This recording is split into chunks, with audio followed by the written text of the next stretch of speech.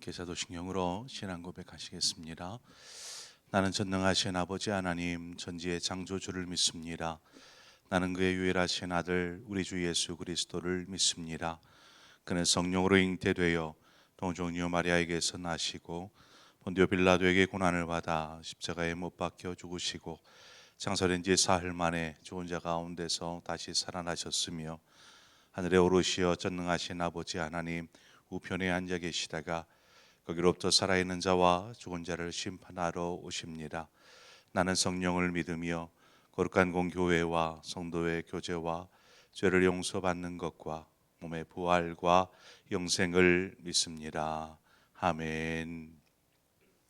우리 함께 찬송가 254장 내 주의 보혈은 정하고 정하다 이 시간 함께 찬송하겠습니다. 254장입니다.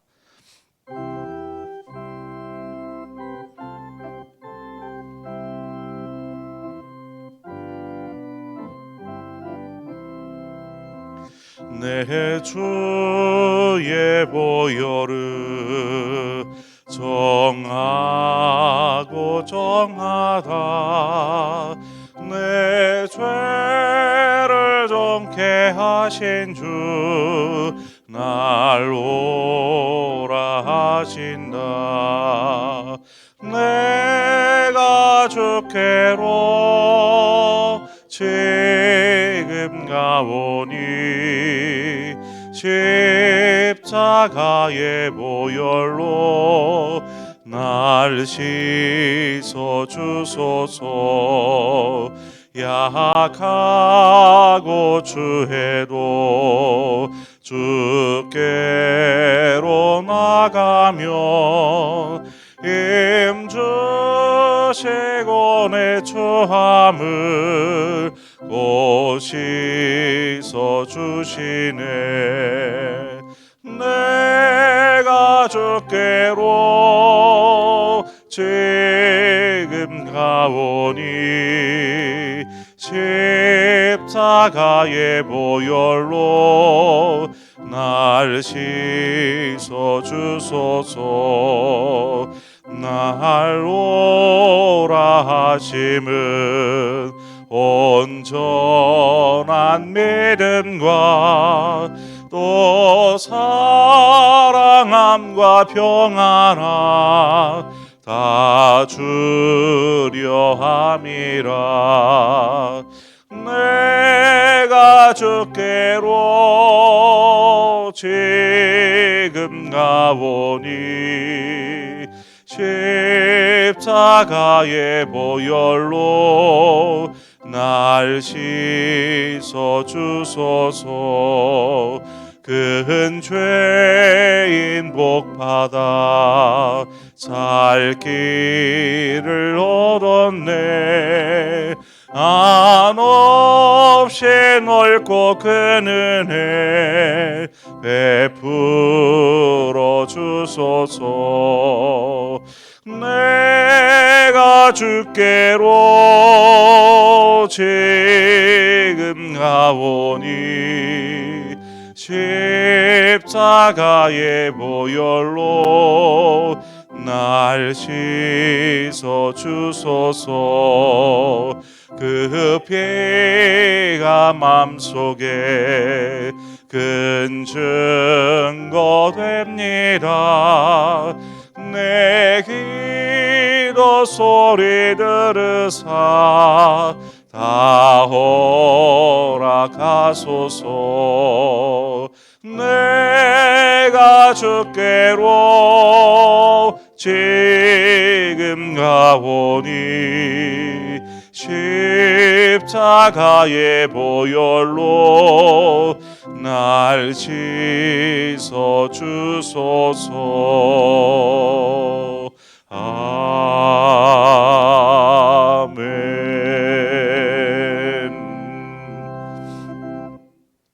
하나님 말씀 우리 함께 보겠습니다. 야고보서 5장 19절과 20절의 말씀입니다.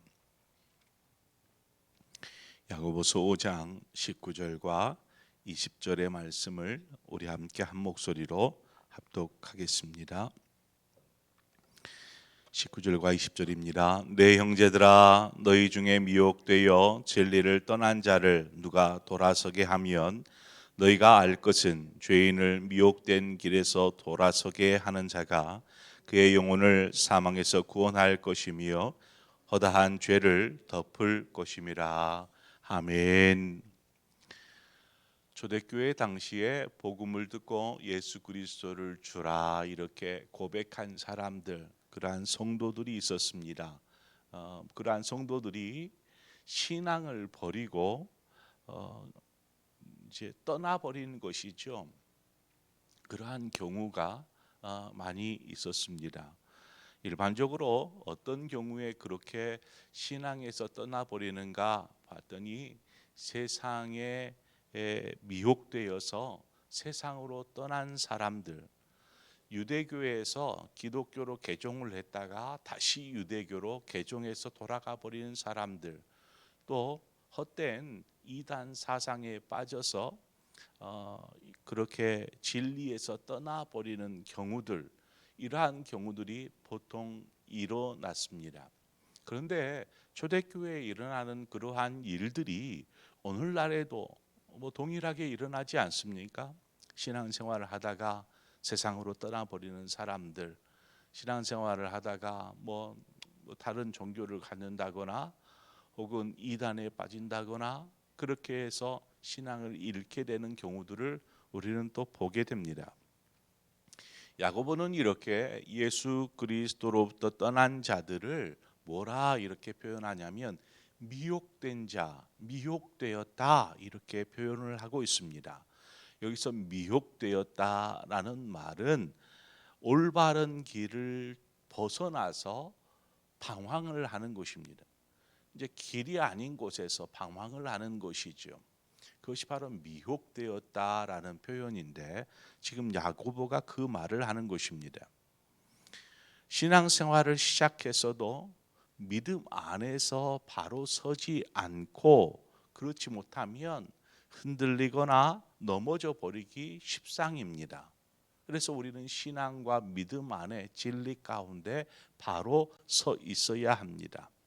그러면 우리가 이 세상에 미혹되지 않고 바르게 서기 위해서 어떠한 자세가 필요할까? 세 가지로 여러분에게 말씀을 나누고자 합니다. 먼저는 진리를 바르게 알아야 한다라는 것입니다. 그때에 우리는 진리 가운데 설 수 있습니다. 요한복음 8장 32절의 말씀과 같이 진리를 알지니 진리가 너희를 자유케 하리라 말씀합니다. 우리는 진리를 바르게 알아야 합니다. 복음에 대한 바른 이해가 있을 때에 거짓된 사상으로부터 흔들리지 않고 우리 스스로를 지킬 수 있습니다. 신앙을 지킬 수 있는 것이죠. 복음을 제대로 알지 못한 채 이단에 맞서려다 보면 자신도 모르게 비진리가 진리로 둔갑해 버립니다. 그리고 그것이 진정 진리인 것처럼 쫓게 되지요. 이단들은 우리를 이단이라 이렇게 이야기합니다. 반대로 그래서 복음을 바로 알고 있다면 분명히 그렇게 이야기하지 않을 것입니다. 우리는 진리를 알기 위해서 하나님 말씀 앞에 서야 합니다. 언제나 하나님의 말씀 앞에. 그래서 에베소서에 보면 4장 13절에 우리가 다 하나님 아들을 믿는 것과 아는 일에 하나가 되어 온전한 사람을 이루어 그리스도의 장성한 분량에 충만한 데까지 이르리니 말씀합니다. 믿는 것과 아는 것, 우리는 이것을 힘써야 하는 것입니다. 우리는 믿는 것은 열심히 믿는다라고 할 수 있어요. 아는 일에도 힘써야 합니다. 그래야 온전한 사람을 이룰 수 있습니다. 우리가 제대로 알지 못한 채 그냥 믿으면 맹목적인 믿음이 될 수 있습니다. 그래서 우리가 알기 위해서 말씀 훈련들을 이 말씀 훈련을 귀찮아하는데 열심히 해야 합니다. 들어도 잊어먹고 잘 모르겠다 싶지만 이 말씀 훈련을 잘 해야 합니다. 그래야 미혹되지 않고 흔들리지 않는 그러한 그리스도인이 될 수 있는 것입니다.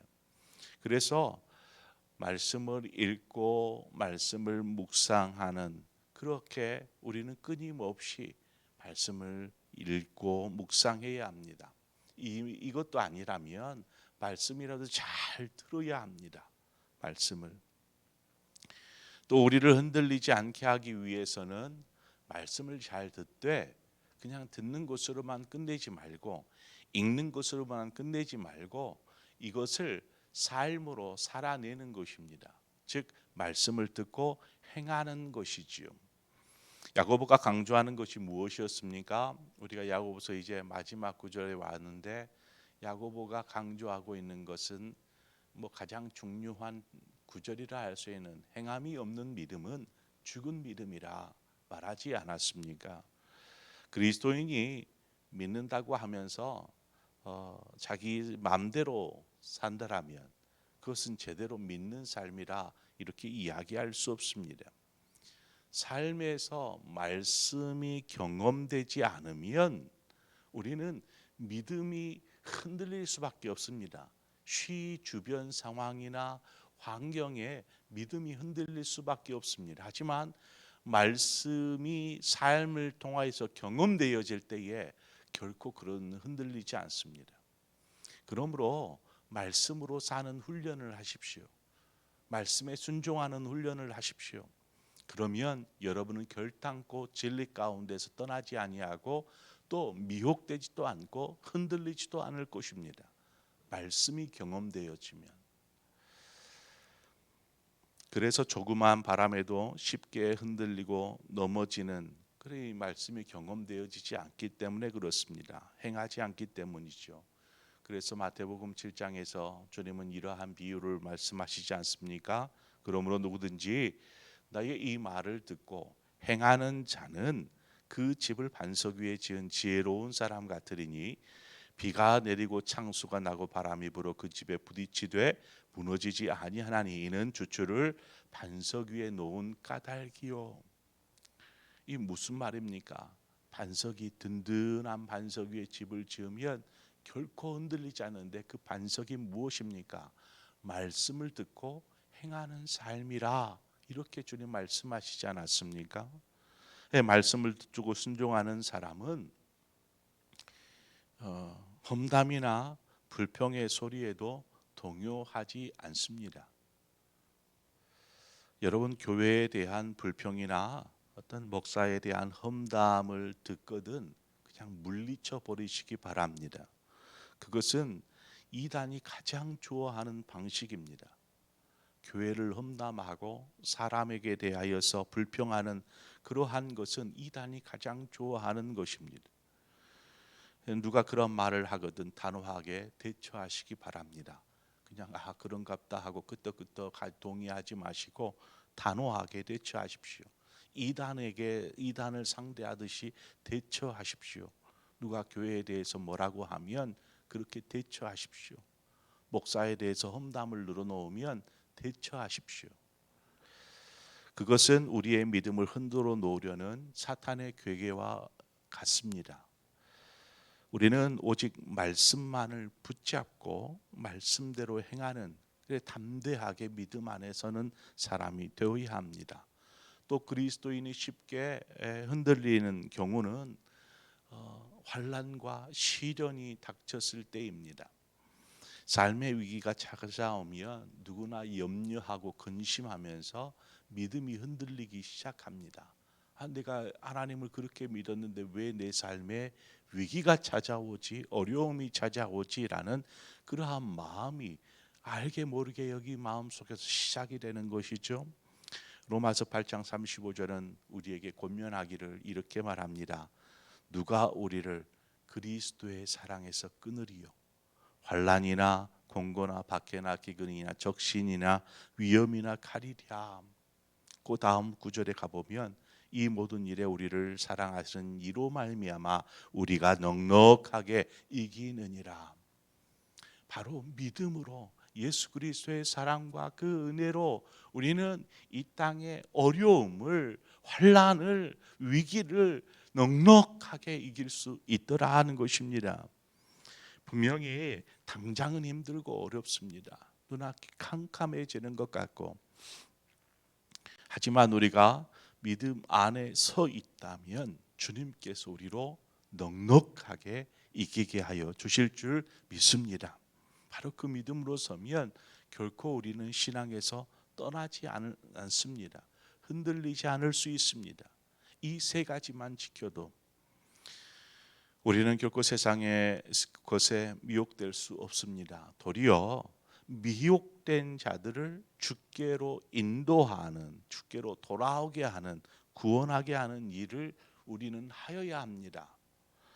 누구나 실족할 수 있죠. 넘어질 수 있습니다.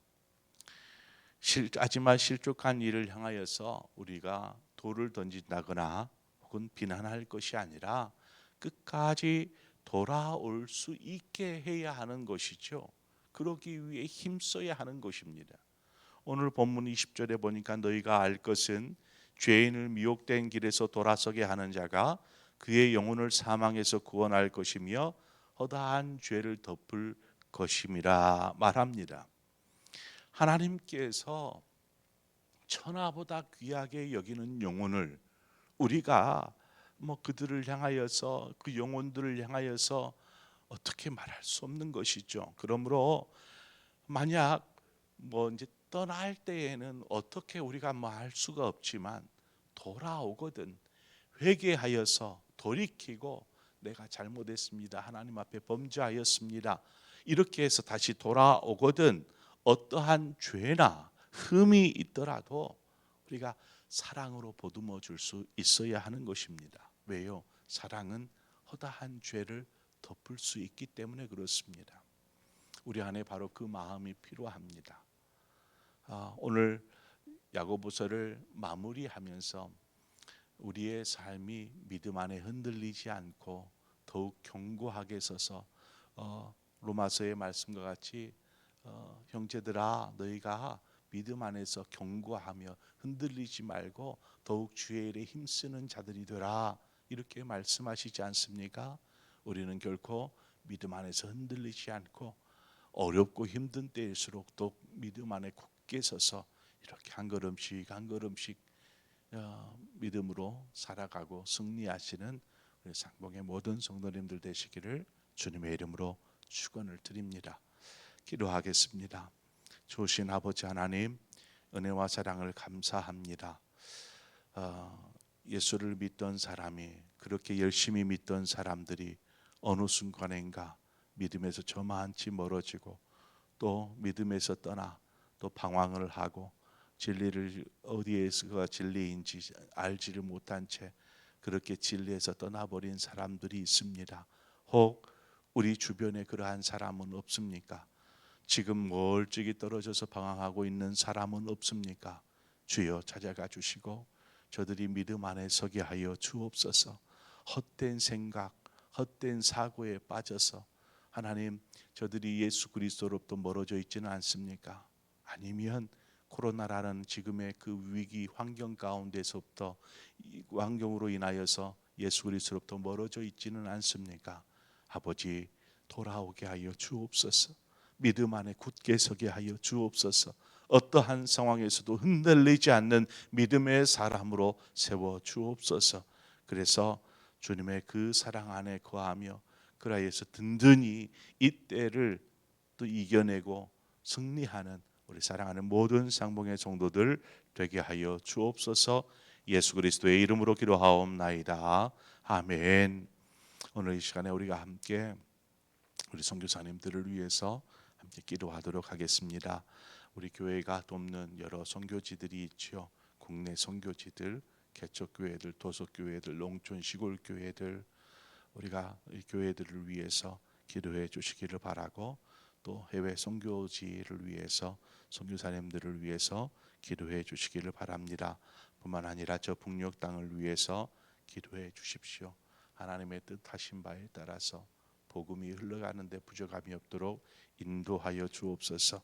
우리 그러한 마음으로 우리 선교사님들을 위해서 선교지를 위해서 기도하고 북한 땅을 위해서 기도하도록 하겠습니다. 함께 기도하고 각자의 기도의 제목으로 기도하겠습니다. 기도합니다.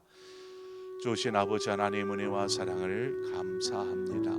주께서 우리를 부르시고 하나님의 자녀 삼아 주신 것이 얼마나 크신 은혜고 사랑인지 그 사랑과 은혜를 받고 누리는 우리가 오늘을 살아가는 데 있어서 주님과 동행하는 삶을 살기를 원합니다. 믿음으로 사는 삶을 살기를 원합니다.